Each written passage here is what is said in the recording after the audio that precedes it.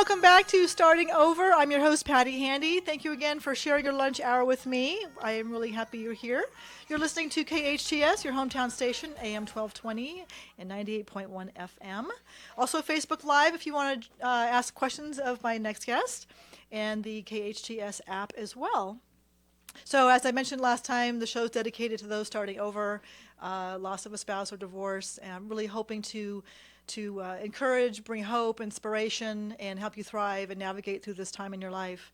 My next guest is also a dear friend of mine I've known for many, many years, Mike McGrath.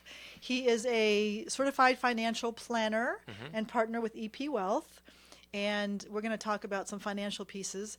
Before we get started, happy birthday to your wife. Oh, thank you. Tell Shelly happy birthday if she's watching. Happy birthday, Shelly. Happy birthday, sweetie.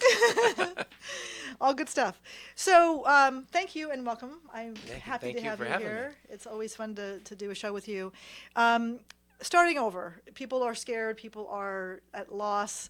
There's emotions running high. There's, things are chaotic. And money is often a topic that is scary. Right. People aren't comfortable with how to manage. I've had some clients actually whose husbands maintained all the finances, and so when he passed, they were scared and just somewhat like at a loss. I had one client who had a few $100,000 in an account that she didn't even know existed. Oh, wow. So it's one of those conversations that oftentimes is crazy. So talk to us from the start. What are the first things that you share with individuals coming back from a setback, whether it's a spouse who has passed away or somebody who is going through divorce? Yeah, I think the first step ultimately you get into the sort of blocking and tackling of building budgets and all that sort of thing. But the first step really is to get them to a point where they're okay, where they just feel okay. So some of that's just emotional and a bunch of other things going on. Like your friend, it's the idea of, let's just take an inventory. We don't have to do anything. No one's asking you to make a decision.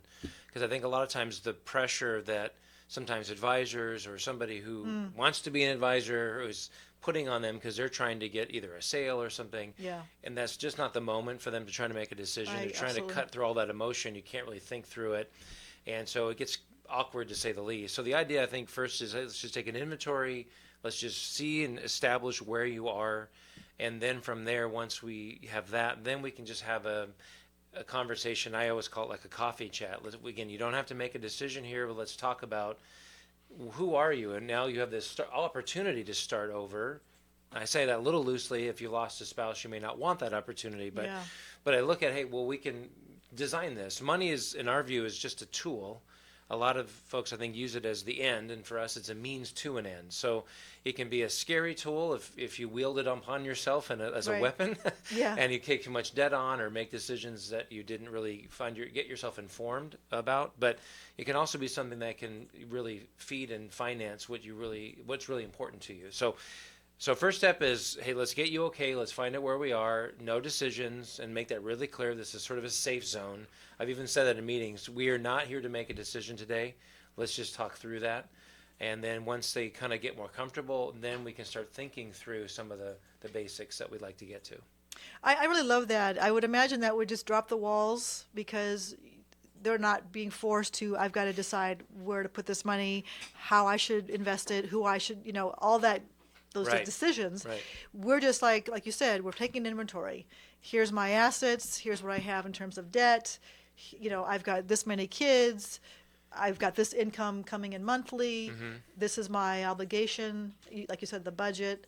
So it's sort of the starting point of the roadmap. Right. And I would add, too, you want to coordinate the other advisors. Like Robert was just in here. So maybe there's a trust, maybe some work needs to be done on that trust at that moment, whether it's a death or divorce. So who are they already working with? Who's their CPA if they have one? And so if they don't have one but need one, at some point you make a recommendation. So it needs to be kind of expanded at some point to your team. So and so you have a group of people with their own expertise that we can all kind of work together. So when decisions do come before you, if your whole team, if you will, your sort of board of directors, if I can call it that, everyone's pretty much lined up to say, yes, you should do this or not do this. with everyone's understanding being the same, you're here and you're trying to get here, I think that decision becomes much more confident rather than, well, my attorney said I should do this, but my accountant said I should do this, and my mortgage person said, no, that's not a good idea, you got to do this. And especially if you don't have a background in it, how do you herd those cats? It's overwhelming. You just can't. Yeah. So the idea is, in the context of that, we're going to get you settled here, is maybe the next concentric circle will be, let's build out the rest of the people we're going to need. And just take their time. This is, your time. And of course, occasionally there might be an issue that might be, necessary at the moment. Time so we sensitive. get there. But outside of that, I think it's really just take a moment. Let's reflect on where it is you think you want to go from here. And then we can progress accordingly. So, do you oftentimes have, if there's adult children in the picture, do you have them at that table, if you will? Only if the client wants or the person wants it. Because you don't know, you could be walking into a buzzsaw sometimes so you don't know the relationship. So, and so nothing on the kids, but I let the client give me direction on that. Decide if that's. I have a general thing, unless there's a really, difficult relationship. Generally, I like to bring at least one of the adult children in, especially if they're going to be a trustee in the trust and that sort of thing. Just to kind of explain to them what's going on, explain the intentions of the parent, so there's no misunderstanding later. But I think a plan needs to be built first and some trust built and all that sort of thing, and the relationship has to be healthy enough for that. And again, some of that stuff I can't know, so I just kind of let the direction be given by the client. So once you get past that time period and things have calmed down and you have this direction, what's the next step that you walk through? So in terms of rebuilding reserves, rebuilding credits? Yeah, well, every situation is a little different, but the items we want to address, and so where every situation is different might mean that our priorities might be realigned somewhere. So 1, 2, 3 might be 2, 3, 1, depending on what's going on. So if they have a ton of cash in the bank, I may not need to worry about rebuilding reserves right out the gate. But the items are first and foremost, once we've kind of set a very broad direction, is to define that by what goals reflect that direction. So it could be, I want to buy a new house. Maybe you were renting before, you want to buy a new house, or something as simple as a new car. I need to take a sabbatical and get out for the next year and take a cruise and come back a year later. It could be a whole sorts of things. So then we need to understand, okay, what does that cost? And what are the pros and cons of each of those kind of items? Prioritize those items. And then we get into, okay, well, we need to have a certain amount of money in the bank. We need to look at any debts that you might have, if we need to reconsolidate those debts, or if we can take any excess income to pay them down over a period of time. So all of those things start to get molded together, but I think for us, we ultimately we call it an action plan. So we prioritize each of those items based on the need, based on the goals, and so, okay, first we're going to tackle this. So, for example, general rule of thumb is 3 to 6 months of your basic budget in a cash reserves. That's really built off old disability insurance policies. So there used to be usually a short-term disability had a 90-day waiting period. So if you had 90 days of cash, you could bridge yourself. So it's a good thing, but it's a very general thing. So I think I found 6 to 12 is much more comfortable for people. But we need to decide what that is and make sure we have that built up. That debt's not in your way. Debt's not always bad, but we don't want it to be in your way. But then they're kind of bending to the will, as I like to say, to what those goals actually are. So we start to build those building blocks from there. That 6 to 12 months of reserves that you mentioned, is that sitting in cash or a checking account earning? Depends on the amount, but yeah. So I kind of you'd like to kind of stair step it. So some of it would be cash, because the idea is this: you're driving around somewhere, getting to an appointment, and the transmission goes, and it's going to cost more than the car's worth to fix it. Well, if you don't have any cash, it's on Visa, and that becomes a problem. Yes. So that's what we want to avoid. Yeah. So we want some that's just cash. It's not there to earn money. It's just there to be there. But if there's enough money, depending on the budget and the cash reserve we're trying to build, then short-term T-bills or things of that nature, or CDs at the bank could be sort of stair-step, almost like ladders. So as they come due, then you throw that into the cash account if needed. Otherwise, you just renew it. So in short, not entirely in cash, but the idea here primarily for that sort of section of the net worth is really primarily to be liquid. Yeah, very, very liquid. What about somebody who doesn't have any experience with creating a budget, not very good at discipline with money? Yeah. gently walking them through. They're already in a very volatile stage, Yeah. going through this difficult time. How do you guide them with creating a budget, getting kind of on task with Right. staying on that budget? Maybe their lifestyle is going to be different because of the loss of Yeah. the spouse. So there might be a lot of reeling in of spending habits and things of Right. that nature. And those are oftentimes difficult conversations to have because, Right. like I said, they've had this lifestyle and suddenly it's gone in an instant. How do you discuss that, and how do you broach that subject? Well, I think that if I could take a step back before I answer that, the first step, assuming that we have established kind of where they are, done that inventory, we kind of have an idea then of what they're looking at.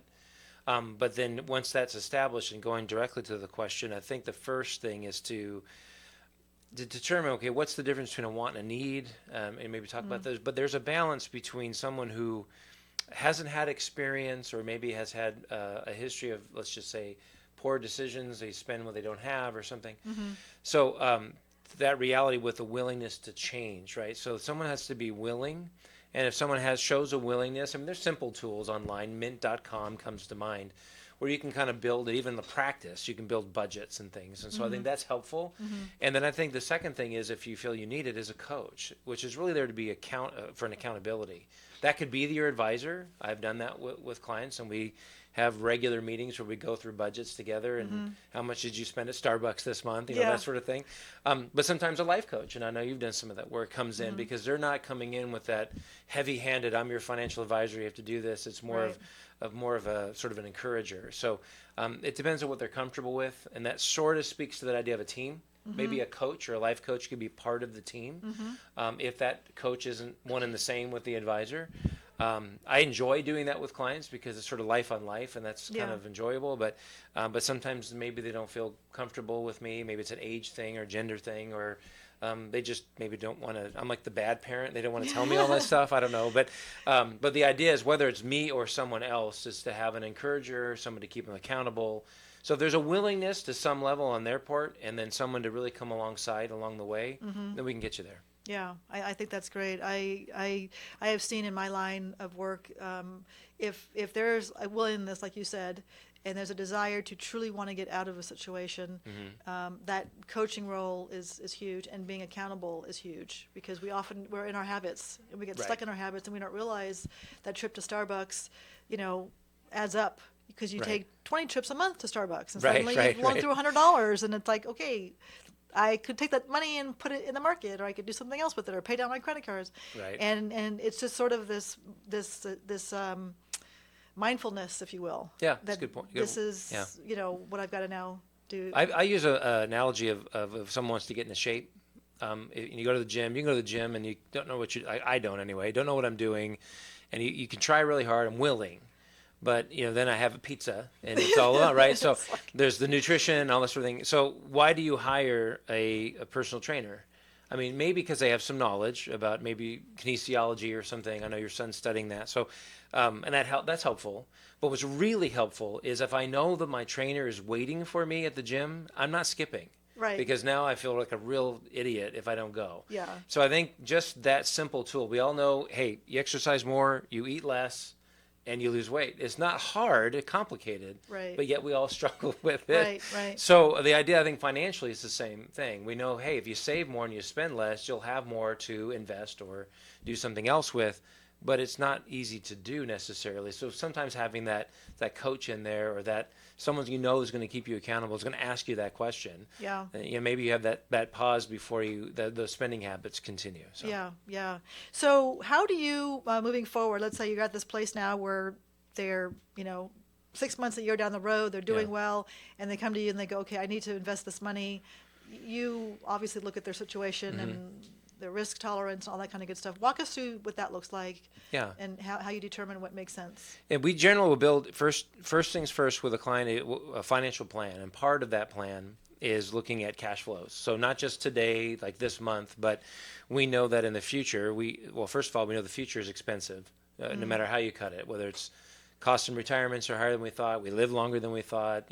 We may have to go back, get that graduate degree and rebuilding our lives, and that costs money.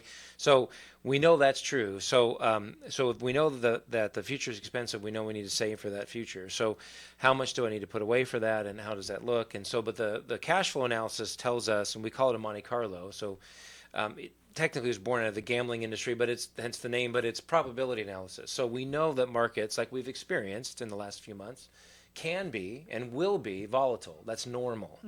So I want to sort of factor that into my longer term goals. So we talked earlier about cash. I'm not going to worry about volatility with that cash because it's not there to be making money. As I said, it's there to just be there. So if I have those needs met and I can look further down the line, play the long game, if you will, the Monte Carlo is going to allow me to factor in the historical volatility of how I'm going to invest. So when the market gets really, as I like to say, squirrely, like it's been, we've sort of accounted for it. So we come back and sort of in an irrational moment and try to insert rationality back into the conversation and say, hey, we talked about this, so we have that ability to do that. So that's part of that financial plan. But the plan will tell us how aggressive someone needs to be, because there's a difference between how aggressive you might need to be and your willingness to do so.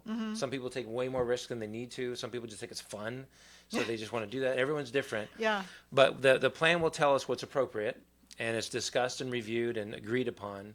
And then the principles, basic principles of investing that apply. We want to be diversified across asset classes and diversified across market caps and all of those sorts of things. We have an investment team at EP Wealth that makes determinations of short-term changes here and there that need to be made based on what's happening out there. But that's sort of the function of the portfolio. The idea of the portfolio, if I can put it this way, don't own so much of one thing that you get killed by it. You'll never own enough of one thing to make a killing either. There's a trade-off, right?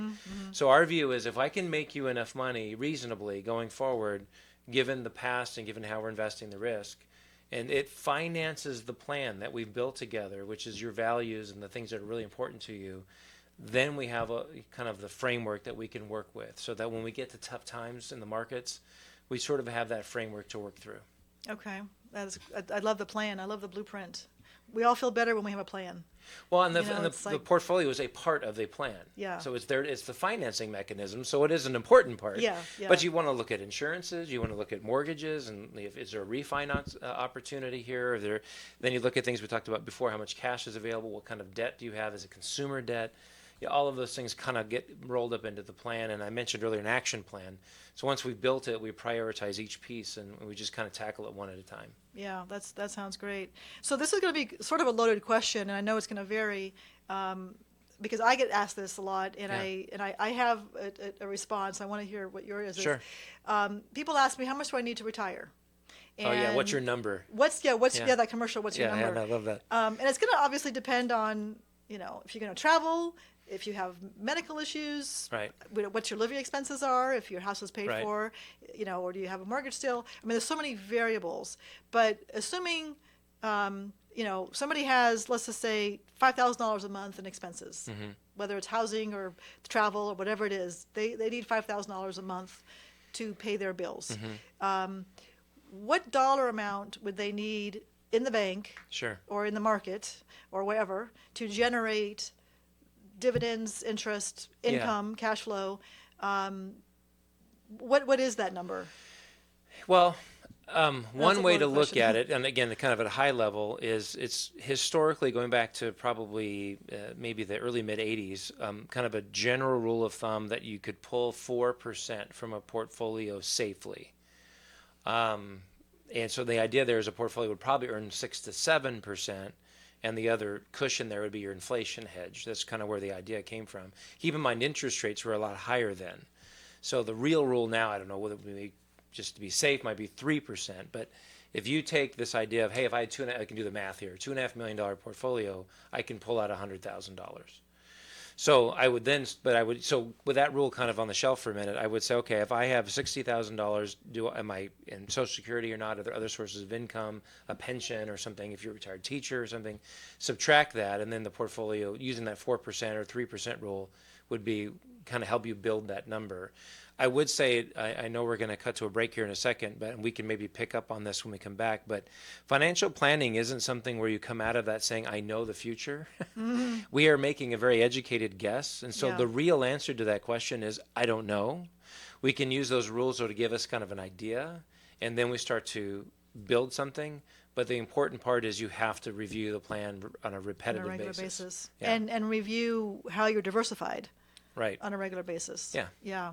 So lots of great information. Thank you so much. How can we reach you? Well, a couple ways. The easiest way, my email address is mmcgrath@epwealth.com. You can go to the firm's website as well, where I'm there with my bio as well as the rest of my team. And that's at www.epwealth.com. So there'll be two easy ways to reach me. Awesome. And if you didn't catch that, reach out to me personally, and I can make sure the connection is made. Thank you. So thank you so much for joining us. There's so much information when it comes to money, and we will have to revisit.